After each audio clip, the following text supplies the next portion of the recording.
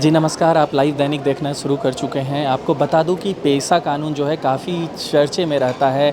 इसको लेकर जो है काफ़ी इंटरनेट पर भी पेसा कानून जो है काफ़ी सुर्खियां बटोरता है। बता दूं कि झारखंड भी जो है अपना कदम पेसा कानून को लागू करने के लिए आगे बढ़ा रहा है। आज जो है रांची में जो है पेसा को लेकर जो है वर्कशॉप आयोजन किया गया था, जिसमें विभिन्न लोग और सोशल एक्टिविस्ट, एनजीओ के लोग और तमाम मंत्रीगण, पंचायत राज के भी मंत्री आए हुए थे और सभी का जो है विचार विमर्श सुना गया।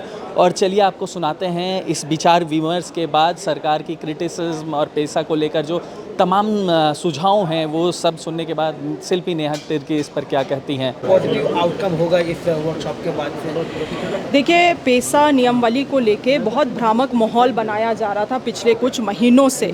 सरकार पे उंगलियां उठाई जा रही थी, कहा जा रहा था कि ये किसी विशेष धर्म के लिए है, कहा जा रहा था कि ये सदानों के लिए नहीं है, मूलवासी इनसे बाहर हो जाएंगे, मूलवासियों का आदिवासियों का ही राज हो जाएगा। तमाम चीज़ें कोई भ्रामक स्थिति थी। आज हमारी महागठबंधन की सरकार ने पंचायती राज विभाग के माननीय मंत्री, हमारे माननीय मुख्यमंत्री के प्रयास से आज ये बैठक हुआ है। और ये बैठक पहली बार इतना सफल रहा इसीलिए क्योंकि पंचायती राज के द्वारा पहले भी ऐसे मिलन समारोह किए गए हैं, बैठकें किए गए हैं, मगर पहली बार कैबिनेट के चार मंत्री मंच पर उपस्थित थे। आप लोगों ने भी देखा, घंटों हम लोगों ने सुबह 10:30 बजे से ये कार्यक्रम की शुरुआत हुई और शायद अभी 3 बज रही है। हम लोगों ने घंटों लोगों का सुझाव को ग्रहण किया है, आलोचनाओं को ग्रहण किया है। अब इन तमाम चीज़ों को समन्वय करते हुए हम लोग ड्राफ्ट का तैयारी करेंगे। और के राजू साहब ने बहुत सही बात को कहा आज कि 29 साल हो गए एक्ट के तहत नियमावली नहीं बनी, मगर अब इतने सुझाव लेते हुए शायद ये पहला झारखंड राज्य होगा और हमारी महागठबंधन की सरकार है कि तमाम लोगों का सुझाव लेते हुए ड्राफ्ट बनाने के लिए अपना सहमति दी है। बाकी किसी राज्य में इस तरह से नहीं किया गया है। तो ये ड्राफ्ट ऐसा तैयार हो, रेगुलेशन ऐसा बने कि पूरे देश भर में आदिवासी समाज जागरूक हो, आगे आए, बोले कि हमें झारखंड की तरह ड्राफ्ट चाहिए। तो ये मिशन के तहत अब हम लोग काम करने वाले हैं। मैडम, बीजेपी सवाल उठा रही है कि 500 जन्म देना पड़ता है, 20,000 रुपया मुखिया को देना पड़ता है। देखिए, आज वही बात हुई है कि विद पावर कम्स रेस्पॉन्सिबिलिटी। आज भी आप देखेंगे एकल पदों में कई सारे अनुसूचित क्षेत्रों में, कई सारे क्या सभी अनुसूचित क्षेत्र में जो है वो ट्राइबल ही हैं, मुखिया हैं। मैं सभी को नहीं कहती हूँ, मगर कुछ जगहों पे आप जाएंगे, यहाँ खुद लोग इस बात को कह रहे हैं कि पेंशन का पैसा रिलीज़ करने के लिए, फॉर्म भरने के लिए 500 रुपया फ़ीस, अबू आवास को पारित करने के लिए 20,000 फ़ीस। तो देखिए, ये जो पेसा एक्ट है और नियमावली है, ये इसी अथक प्रयास के तहत है कि एक एक पैसा जो गांव के लिए आता है वो गांव तक पहुंचे और गांव का उसमें निर्णय हो, गांव के लोगों का उसमें सहमति हो। मगर इस तरह से अगर हम लोग इसको शोषण का सोर्स बना ले तो भाई हम इन पदों में आदिवासी बैठे या कौन बैठे उससे क्या मतलब है। पदों में ईमानदारी से बैठेंगे तभी हम लोग शोषण को दूर कर सकते हैं। अन्यथा कोई भी बैठे, अगर शोषण ही हो रहा है तो फिर अधिकार का हम लोग इतना घंटों बात करके क्या फ़ायदा। मैडम, सरकार क्या करने जा रही है? इस पर कुछ कार्रवाई करेगी या कुछ? जैसे चीज़ें सामने आती हैं कार्रवाई होती ही है। आपने देखा ही है, जहाँ कहीं भी इस तरह के सामने चीज़ें आई हैं, प्रमाणित हुई हैं, उन जगहों पे कार्रवाई हुआ है। मगर देखिए, ये सब चीज़ें हर एक स्तर में ईमानदारी लाने की बात है।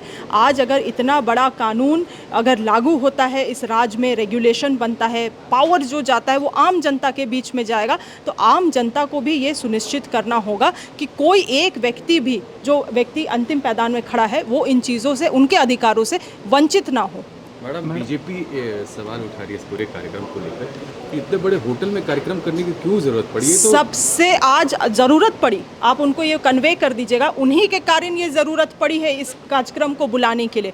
2001 में हमारे जो महान हस्ती हैं बाबूलाल मरांडी जी, जिन्होंने यहाँ पे 1996 में ही पेसा एक्ट लागू हुआ था। तो 2000 में जब राज्य का गठन हुआ तो आपने पंचायती राज के तहत ही चुनाव क्यों कराया, ये नियमावली क्यों बनाया? आपने अनुसूचित क्षेत्रों को भी पंचायती राज में क्यों मिलाया?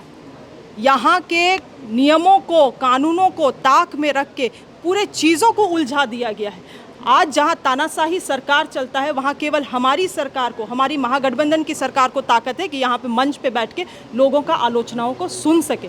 भाजपा के पास कोई मुद्दा नहीं है तो थाली बजाए। एक पेंशन फॉर्म को पारित करने के लिए 500 रुपया लिया जाता है। भोमा जी यहाँ बैठे हुए भोमा जी, सही बात है या नहीं?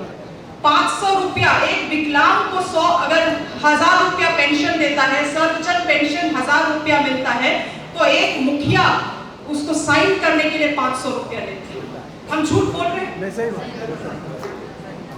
आज अबुआ आवास मिलता है तो उसको पारित करने के लिए वहां से 20,000 रुपया लिया जा रहा है। किस अधिकार का हम लोग बात कर रहे हैं और किसका सेफगार्ड का हम लोग बात कर रहे हैं? जो कानून, जो अधिकार अभी हमें दिया है उसको तो अभी हम लोग तरीके से यूटिलाइज नहीं कर पा रहे। तो आपको समझना होगा, अकाउंटेबिलिटी हमें फिक्स करना होगा और उस अकाउंटेबिलिटी को नहीं मीट कर पाएंगे लोग तो उसमें भी कार्रवाई होगा। ये तो नेचुरल जस्टिस है, क्योंकि हम लोगों को इस राज्य को भी उचित दिशा में लेके जाने का जरूरत है। आज कई सारी चीजें थी जिसको मैं कह नहीं पाई, मगर मैं सरकार को लिखित रूप से अपना सुझाव निश्चित जल्द पेश करूंगी। आप लोग यहाँ आए, आप लोगों ने अपना बहुमूल्य सुझाव दिया है और विशेष रूप से सरकार को धन्यवाद करना चाहती हूँ कि इतने तरीके से, इतने शालीनता से अपने सुझाव को ग्रहण किया है। आप सभी को भी बहुत बहुत धन्यवाद है। जोहार।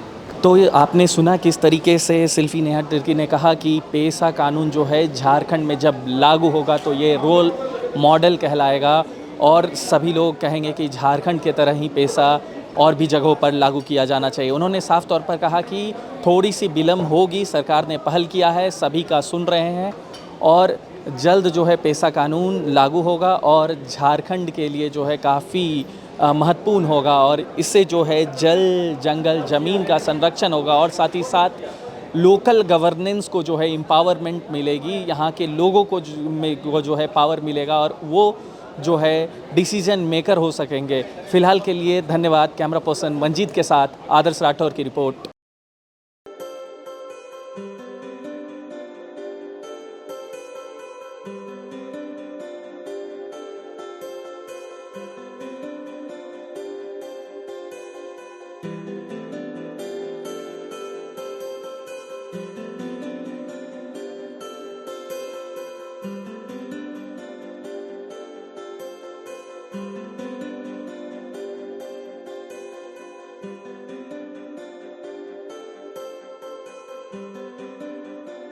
Thank you.